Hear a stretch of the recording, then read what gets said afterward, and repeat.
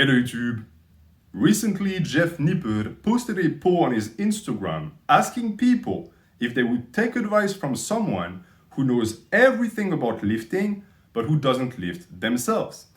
And the reactions were almost evenly split, but more than the reactions, the discussion around the question was extremely interesting to me because as someone who is into philosophy, I simply cannot resist that type of philosophical questionings because that is really what this question is.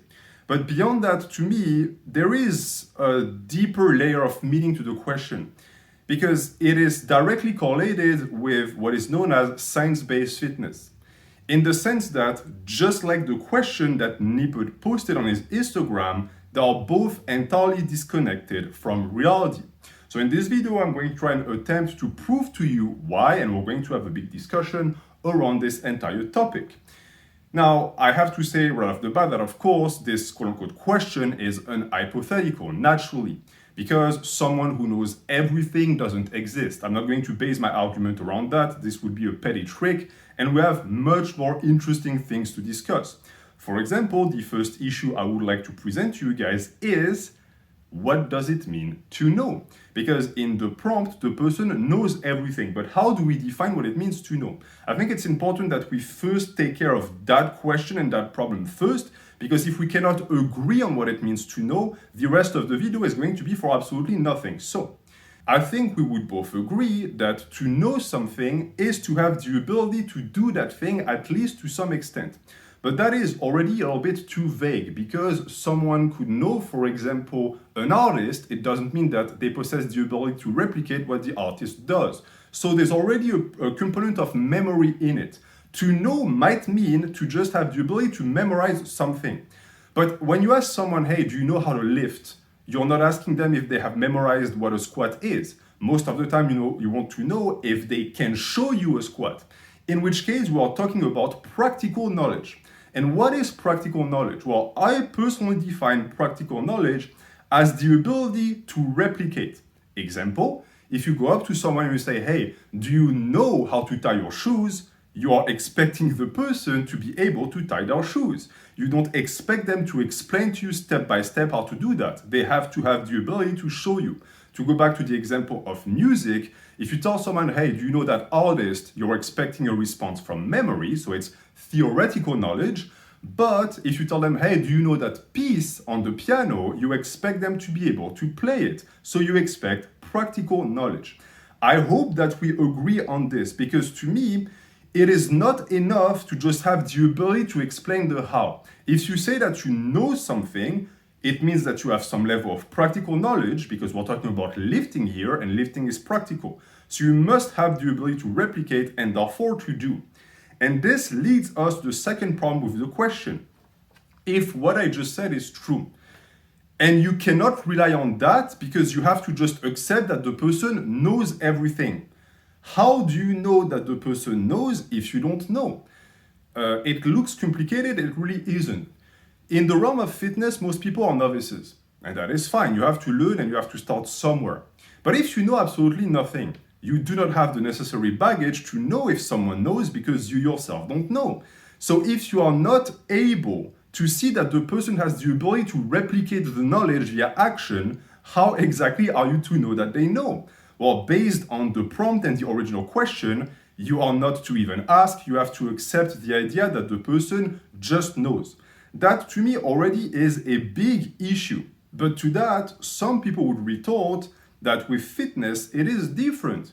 You do not have to know how to lift to be able to teach people how to lift. Because there are a lot of coaches, for example, who have never actually played the sport that they played or even lifted a weight in their life.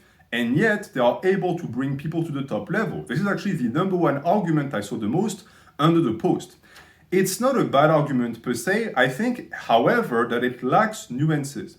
For the simple reason that, once again, the people who use that argument are failing to differentiate between two types of knowledge. Here, it's not theoretical or practical. Here, it's the difference between strategical knowledge and physical knowledge. Strategical knowledge is the ability that head coaches have. So like Greg Popovich, who I think is still the head coach for the Spurs in the NBA, has a shit ton of strategical knowledge. He knows everything there is about pick and roll, about positions, etc., etc. But if you give him a basketball and you say, hey, shoot a three-pointer or do like a skyhook, he would be incapable of doing that because he lacks the physical knowledge of basketball. Does it make him a bad coach? No. We don't expect him to know how to shoot a layup or to dunk. We expect him to know how to actually manage the players on the field. That is the position that a war general would have, for example. It is absolutely true that if you are going to direct troops, you don't need to be a super warrior, you don't need to be super strong on the battlefield. You need to have the strategical knowledge to be able to lead your troops, and it starts and ends there. However, you still need to be able to demonstrate a certain degree of competence or credentials, because strategical knowledge is still a form of knowledge, and like I demonstrated earlier, if you claim that you know, this means that you have the ability to replicate and therefore to show that you know. So there are still something expected of you. And a good example of that is chess. Chess is a game that you play with your brain. You move the pieces with your hands, but it is your brain that is doing most of the work. And if you look for a teacher, I hope that you would actually look for someone who knows how to play chess. How do you know if someone knows how to play chess? Well, you're going to look for credentials, so you're going to look at how good they are at playing chess, and most likely you're going to end up with a teacher who is going to be at least 2000 elo FIDE, at least, maybe a little bit higher, because that way you know that the person is better.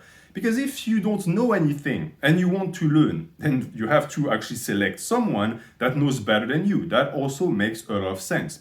So we see that overall, to be able to trust someone's expertise, aka to know that they know, you must either rely on blind trust, which is always bad, or on what I call exterior signs of authority. And of these exterior signs of authority, there are two.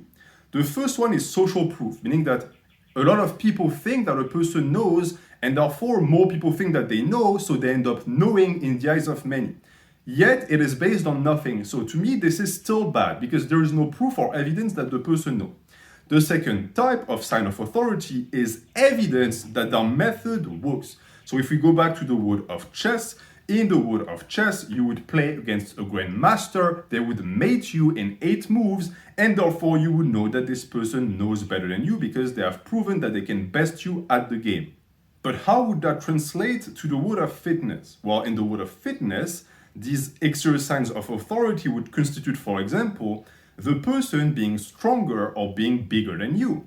But that lends us into the same turmoil that we were facing earlier, because once again, you could tell me, and it would be a good counter-argument, that many people who coach Mr. Olympias don't actually have the physical ability of the Mr. Olympia, and yet they are able to foster these abilities via their strategical knowledge in their own head, and they can create these big physiques, or they can create people who are extremely strong. So even though they themselves don't have the ability to replicate, they still have the knowledge because they can prove that the method works. And I sort of agree with that counter-argument, but I have one small problem with it, and that is that in pro bodybuilding, coaching is not that important. And what I mean by it is that if you look at the history of coaches in the sport, you'll notice that many athletes change coaches all the time. And it seems to have a minimal impact on their physique. A lot of athletes even coach themselves. They don't even need a person to coach them. A lot of the time in pro bodybuilding, the coaches are more like PR managers. They get deals, they get sponsorships, and sometimes they even act as chemists, because the truth is that in pro bodybuilding, the most important thing and the one constant throughout all of the participants is not who coaches them, it's the drugs. And I'm not saying that to dismiss the results or to say that this proves that the person that coaches them knows nothing. It's just to make you understand that this is not a good argument. So let's instead look at people that we could say did not rely on the drugs that much, the legends of the past. All of the people who became coaches, all of the Tom Platzers, the Lille Bradas, all of the Vince Girondas, what do they all have in common? They all, at one point or the other, talked the talk and walked the walk. They all competed, and they all, with their own body, proved that they had the knowledge because they were able to replicate the effects and the visuals that they expect in the people that they coach. So they have both the strategical and the practical knowledge, because in all of cases, strategical knowledge stems directly from practical knowledge, but the other way around is not true. Just because you have strategical knowledge does not mean that suddenly you have practical knowledge. So that to me is also, in a sense, a hole in the entire, well, coaches are not good athletes theory. On top of that, if you look at a sport like powerlifting, cite me right off the bat, like from memory right now, 5 names of like legendary powerlifting coaches. Louis Simmons, Ed Cohn, Matt Wennings, Dave Tate. What do all these people have in common? At one point or the other, they competed with their own body and they had massive totals and they broke world record. That seems to be the case, at least in powerlifting. Powerlifting seems to not welcome people that did not at some point prove that they knew what they were talking about. So they are replicating what I said earlier, which is that to them, knowledge is first and foremost the ability to replicate. Once you have proven that you have this ability, people will follow you because they know they can trust you. And I think that this is a natural instinct, a natural human instinct that needs to be preserved, but I'm jumping the guns a bit. Just keep that in mind because we'll get back to that. Because there's actually a second possibility I did not mention. My entire argument right now is centered around the notion that whatever these coaches have these athletes do is the reason for the athletes' success. But that might not necessarily be the case. And one look at strength and conditioning coaches proves that. It could also very well be that the type of people that are really good at sports are good at them despite of the training they're following and not because of it. If you want an example, take a look at Joel Seedman, who is widely regarded as a charlatan by people in the industry, as someone who knows absolutely nothing and whose methods suck, and yet the guy is coaching NBA players. Would you tell me that the success of these NBA players is due to the way he trains them? Do you think that they jump super high and they can block and they can dunk because of the way he trains them? Or is it maybe that they're super good and therefore whatever bullshit he makes them do has absolutely no impact on the fact that they have natural talent? So here we have someone who have people who have amazing results, but you cannot tell me that it's because he's knowledgeable, because he lacks both the strategical and practical knowledge. He just ended up with people who are talented, and people who are talented respond to pretty much 100% of the things that you make them do. And if we want to stay within the realm of the NBA, this is the reason why NBA bigs, all of these youngins that come into the league who are like 7'5", when they want to learn the post game, they don't go down to the corner of the street to ask a guy who's like 5'3" how to like play post. They go to the legends of the past, like Hakeem Olajuwon, and they ask, hey, could you teach me how you used to do it? Why? Because they understand that someone who used to do it has the knowledge because they have the ability to replicate, and therefore they will be able to receive that from them as well. This is a question of likeness of transmission. If you are to receive the knowledge, I personally believe that the likeness of you receiving that knowledge is higher if the person has the ability with their body to demonstrate that knowledge. Now, from what I saw underneath that post, a lot of people actually seem to disagree because this is a result-oriented approach to fitness, and in truth, it is not based on evidence. It is purely experience-based, so there's a lot of detractors. And the main reason why people do not like it is because my entire theory, what I just presented to you, ignores the fact that someone could know but simply lack the willingness to apply. Yes, of course, someone could have the strategical theoretical knowledge and just refuse to show it with their body. That is absolutely a possibility. I hope that you agree with me that it would be a bit weird. It would be like going up to a baker and saying, hey, do you know how to bake a pie? They say yes. You say, okay, can you teach me how to make a pie? They say yes. And then you ask them, okay, can you make one in front of me right now? And they tell you no. And they insist on only teaching you step by step by telling you what you're supposed to do. I think that you would be a little bit peeved by this behavior and say, well, if you know, why don't you bake a pie right now? It's the same in fitness. If you know how to get big, why don't you apply it yourself? If only for the sake of business, right? We all know that being big and being strong is a good argument in business because people assume that you know because you look the part. So if your goal is to have clients and teach people, why wouldn't you put in the effort to make your knowledge more palatable and to make your knowledge more attractive and more accessible to the vast amount of people? I think that it would be a really bad business decision, but again, it's acceptable. It's really weird, but it's acceptable. Someone could know about lifting and just refuse to apply it themselves. The problem is that even if I accepted that such an eccentric disposition could exist, it still doesn't change the fact that, based on what we discussed, to know is to be able to replicate. And since here we're talking about lifting, which is a physical activity, they're essentially undistinguishable. This is why underneath Nippert's post, I left a simple statement saying you cannot separate theory from practice, because in truth, at least in the realm of fitness, you cannot. And it's not limited to fitness. It's limited and it englobates in reality everything that you have to do with your body. Let me use an analogy to make it clearer. If you were, for example, to know how to shoot a bow, what exactly would you be doing? Would you go and read as many books as possible on how to shoot a bow? Or would you pick up one and try to figure it out by yourself by learning with your own body? I think that most people would be inclined instinctively to just pick one up and attempt. Yes, you will fail, but you understand that this would most likely be much faster because whatever you're going to learn is going to be directly applicable, whereas you can read 1,000 books, it still doesn't mean that you're going to know how to actually shoot a bow. And in the same vein, if you wanted to accelerate that learning process, would you select a teacher that can hit a target at 100 yards, or would you select one that knows everything on how to shoot a bow, even though they lack the ability to actually demonstrate it?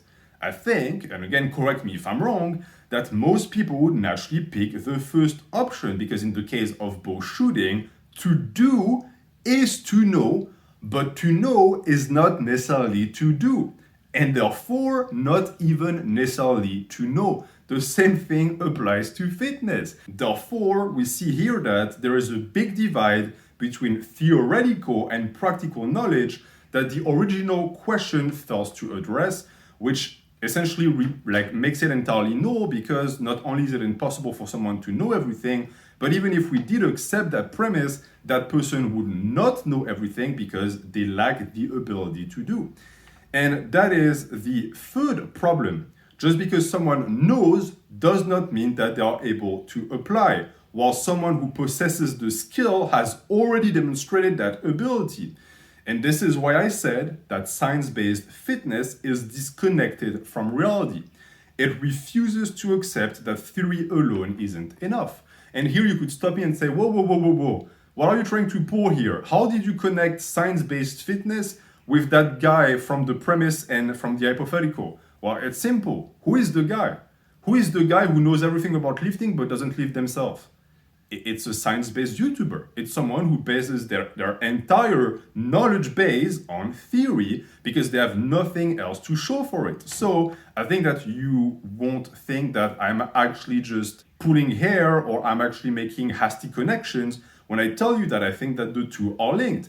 And the fact that it's Jeff Nippert himself who asked the question also confirms that suspicion, quote unquote, because he is himself science-based. And he isn't alone in that boat, because underneath the post, many people agreed with Nippert, saying that it was perfectly possible for someone to know everything even though they never picked up a weight in their life. And oftentimes when they were trying to defend that idea, they used pretty bad arguments. So I picked the one that got the most likes, because apparently it was the one that people thought was really, really good. It had 1,500 likes, and it went as follows. It's someone who stated, ironically, that if their oncologist, so the doctor that specializes in cancer, doesn't have stage 4 cancer themselves and then beats it, they won't trust that person's advice because they failed to apply and they failed to demonstrate practical knowledge. I hope that you understand right off the bat by just listening to me state the argument why it is deeply dishonest. It's because it's not looking at the problem properly. In this case, what we ask of the doctor is not his ability to get cancer and then cure it. We only want to know if the guy is competent. So practical knowledge here would constitute the ability to heal cancer, And theoretical knowledge would be whatever PhD or whatever knowledge the person has in their head about cancer. And the proof I have of this is as follows. If you had cancer and you went to the oncologist, who would you go to? Would you go to one who has a horrible track record and every single person that went there died? Or would you pick someone that has the ability to save patients every single time and cure cancer? You would, of course, pick the second one because you don't want to die from cancer. So you are still looking for a form of practical knowledge that can only be proven through replicability, aka the ability to heal the patient, aka your assessment is still result-oriented. And this is the hypocrisy of the people who made these arguments. They seem to believe that they were floating above the rest of us, like, oh, we don't base our thinking on results. We only look at evidence, while evidence is result and you are still result-oriented. This argument, I think, proves it. But you could tell me, NH, you picked a stupid argument and I agree with you. So let's look at another argument, one that actually was corroborated by Nippert himself. So if you think that Jeff is intelligent, which I do believe myself, then you cannot accuse me of just cherry-picking bad arguments. So the second argument goes as follows. Would you take advice, financial advice, mind you, from a homeless person? A lot of people naturally would say no. The person is homeless. Why would I take financial advice from that person? To that, Jeff Nippert weighed in saying, hey, just because the person is homeless does not mean that the person knows nothing about financial questions. It might be completely uncorrelated. And once again, that is correct. I accept that this assessment is correct. The problem is as follows. What is the statistical possibility of this event? And what is the statistical possibility that the guy knows nothing? And this is the reason why he is homeless. If you are honest with yourself, you would realize that the percentage is highly skewed towards the second option. The chances of you just running into someone who's a financial expert who is begging on the street is extremely low. It is silly to blame someone because they are assessing your ability to teach them something based on your ability to replicate that knowledge and prove that you possess it in the first place. When you were in math class and you wanted advice from someone, did you ask from the kid that's top of the class? Or did you go as the kid that got straight F's and failed every single exam?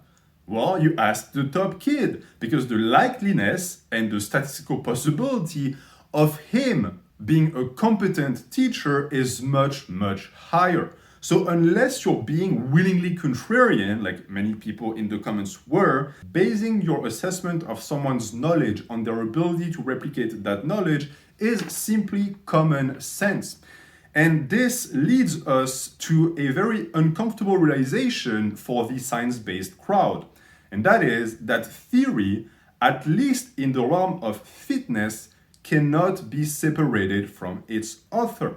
So the notion that would have it that, and here I quote, it's directly from Jeff himself, the truth or falsity of a claim doesn't depend on who is saying it, is only an ideal. And it sounds really good because it's the scientific ideal. Of course, a truth is a truth regardless of who says it. But in the real world, we all know that this is not how it works. I proved it to you earlier with these two counter-arguments, and I have another even better proof, and that proof is the person who made that counter-argument in the first place, which is Jeff Nippert. Honest question, because I know for a fact that if you're watching this video, you're actually subscribed to Jeff. Would you be taking advice from Jeff if he wasn't big/strong? Be honest. Ask yourself that question for real. If you ask yourself that question honestly, you will come out with the answer, and the answer will be no. You would not take his advice if he wasn't the man that he is, because whatever he says is colored by whoever he is. And I say this as someone who likes Nippert. It's why I feel comfortable making this video. It's because I like his content. He is big, he is strong. I actually trust the information that he shares. And on top of that, I have a depth of gratitude towards him because he helped me save my channel when it got deleted. So I don't have to pull my punches.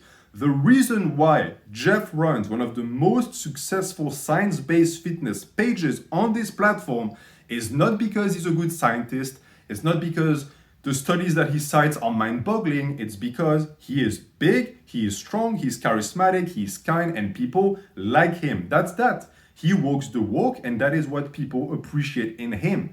If you take the same exact information that he shares on his page and you have them be shared by someone with some skinny dude who benches 85 pounds, it would not hold the same weight or have the same credibility, not even in 100 years. And this is also true in the field of science.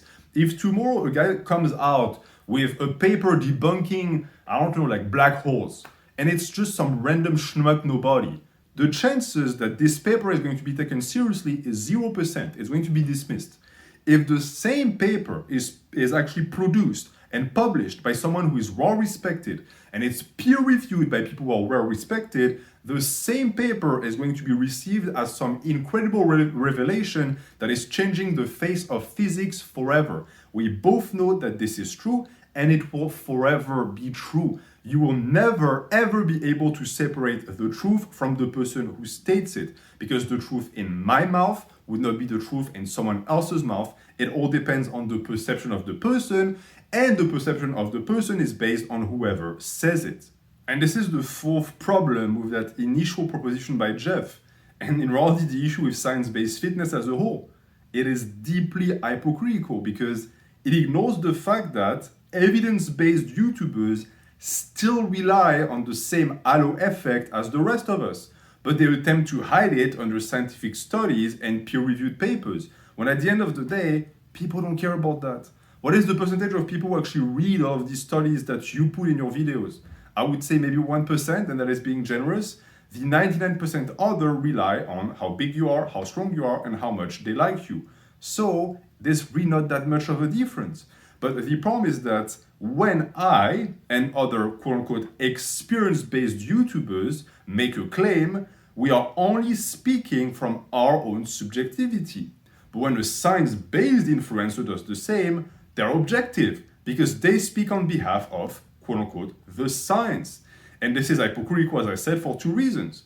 One, because it's a form of unheard authority. We discussed these exterior signs of authority before, and being science-based is one of them, because you immediately look more credible, even if you have put no work into being credible. And two, because it absolves people of personal responsibility if they're proven wrong. And this is invaluable because, of course, everybody has their own idea of what works and what doesn't. Because at the end of the day, YouTube fitness is just essentially a massive cockfight where everyone is trying to prove that they're right. To get your attention or for their own ego, it doesn't really matter. It's what we do. We say this method works, no, this method works, blah, blah, blah, blah, blah. It's what we've always done and we'll forever do that. It's how the platform survives. And in this context of constant battle, science is a trump card for the reasons I explained earlier. You can dismiss another person's claim without having to produce any argument of your own, because you can just say, well, science says, and that's it. Science trumps any personal experience that you might have. You can just cite a study and this is it. And the best thing is that if that study is later disproven, you don't have to apologize because it wasn't you that was wrong, it was the science. You never actually involved your own person into the thing, which to me is highly cowardly because, well, if I fuck up and I say something that's wrong, I'm gonna have to come out and admit that I was wrong. But if I base everything that I say on science, I don't have to because now my personal responsibility is not involved. And naturally, this magical formula is absolutely irresistible to fitness YouTubers. Now, you don't have to have strategical knowledge or practical knowledge or even in reality any knowledge at all. You can outsource knowledge from science and studies, and magically you are now credible. People are automatically going to believe in whatever you have to say. And this explains why there are now so many channels that are science-based, even though whatever they're doing within the videos have absolutely nothing to do with science. A good example of that being the Ryan Humiston guy, Humiston, I don't know how to pronounce his name, who is a pure bro scientist, meaning someone that has his own personal experience, which is fine, and teaches people based on that. But instead of just accepting that he's speaking from his own opinion, he slaps science on everything that he says, and now magically it is proven objectively, even though that is not the case at all. It's still the ramblings of someone who is speaking from their opinion alone. And if you were to actually go check out his channel, you wouldn't be able to know that because all of his titles have been changed. But because I'm a bit of a psychopath, I've actually documented what this guy has been doing for the past year because I've noticed the strategy that he implemented. So what he does usually is he puts out a video with science in the title and the thumbnail, and then later on he changes it once the video got enough views. And sometimes he even does it if the video doesn't get enough views. So an example of what I was just talking about, the stamping of science on every single video to appear credible, is as follows. This Ryan Yumiston guy put out a video 9 months ago called How to Grow Your Legs with Science. Science in all caps. The video, based on Social Blade, did not do well. So what did the guy do? He changed the title and he changed it to How to Grow Your Legs, in parentheses, Science is Wrong in capital letters. From How to Grow Your Legs with Science to Science is Wrong. Do you see the problem with this? He changed the title, he never changed the video. The content of the video was the same. What does it tell you? That whatever was in the video had nothing to do with science, nothing at all, and yet it was still labeled as scientific and as science-based. And I'm not the only person who has noticed this bullshit, because many people are starting to notice that the science-based label is essentially just that, a label. It's a gimmick, it's something you slap on a product so that people buy it. And this is the fifth and final problem with Nippot's question. Instead of addressing that issue and realizing that, yes, people are starting to turn their back on science-based content and that people now want to take advice from others that speak from their personal experience and have actual applicable knowledge that they can show via replicability, what does the question do instead? It puts the blame on people for craving authentic information and rejecting science.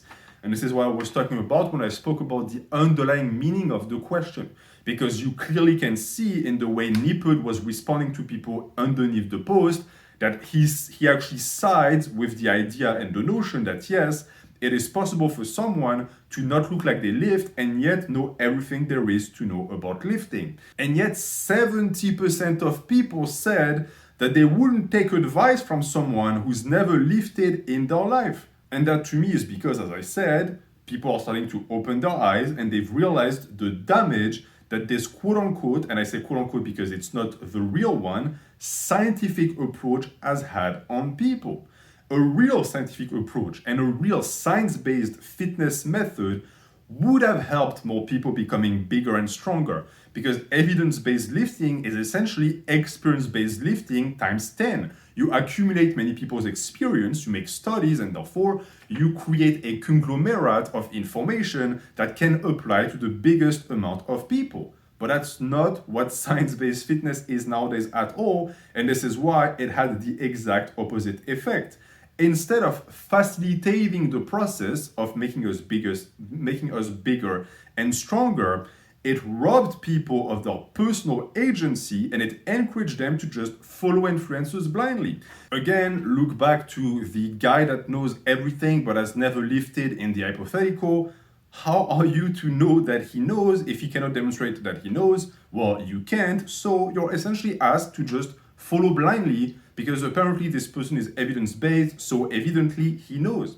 And to demonstrate this mindset that I can only describe as hypodogmatic, here is a direct quote from Mike Israeltel. I did not modify a single word. You can still find that very statement on his Instagram page. I quote, "The research is very clear that going to failure is not the best idea. To that people say, oh, but my favorite bodybuilder does. Well, that's because you're cherry picking your favorite bodybuilders. Then they'll say, but what about Dorian? Well, what about Ronnie? Ronnie didn't go to failure all the time. Jay Cutler is even on record saying he never went to failure. So just admit it. You like going to failure because it's hardcore. That's the only reason you think going to failure is good. Don't pretend your feelings are thoughts." This encapsulates everything that I've been trying to say. And this is science-based fitness in a nutshell. It's shaming people for coming up with their own conclusions and having their own experience. You are supposed to be subservient to science and its prophets and are never to question any of their thoughts, because when it's them who produce conclusions, it's based on objective evidence, of course, but when it's you, it's based on subjectivity and feelings. When it's you, you are cherry picking. When it's them, no, it's science, it's evidence, it's objective, even though it is still cherry picking, because in the example I just described to you, Mike does the same thing he reproaches to others. He cherry picks studies that prove that going to failure is not the best idea, and then he cherry picks bodybuilders that actually align with that idea so as to have an actual social proof that whatever he is saying is correct. Why is he doing that? We're not here to psychologically analyze Mike Israeltel, but I think the answer is clear. It's because he personally doesn't like going to failure. But instead of saying that, which would be perfectly acceptable, he instead says, objectively, I am right and you are wrong, because if you are science-based, you cannot at any point admit that you are subjective like the rest of us, because if you do, the entire magical spell of science falls apart, and now you have to deal with all of the problems that come with actually speaking your mind and being responsible for your words. And if you've been following, this is in complete opposition to the scientific method, which entails that you are supposed to be able to question everything. But it doesn't change the fact that if you disagree with these people, you're going to be called anti-science. And I'm certain that some people in the comments are going to call me anti-science, even though if you have been following this discussion and this argument, I'm actually pro-science, because I'm trying to defend quote-unquote real science, which is, again, skepticism and the ability to question things and to never accept things at face value just because the person who says it apparently knows better. But to hear more about that and to dive more into the philosophical side of science, you're going to have to wait a bit because this video is already long enough. And as it happens, our good friend Friedrich Nietzsche has lengthily discussed science, and he actually predicted what modern science was going to become. So I'm very soon going to come out with a long discussion on the philosophical context surrounding science, what science has become, and why essentially what modern science is nowadays is closer to a cult and a religion, aka scientism. If you have enjoyed this expose, good for you. I enjoyed it as well. There are videos for you to check out in the description that are aligned with this. So if you like this little discussion around the nature of knowledge, I think you would enjoy whatever I have to offer in the discussion, in the description. And if you want to support my work, you can do so on my Ko-fi page. You don't have to, but it's always appreciated. Thank you for watching. Have a good night.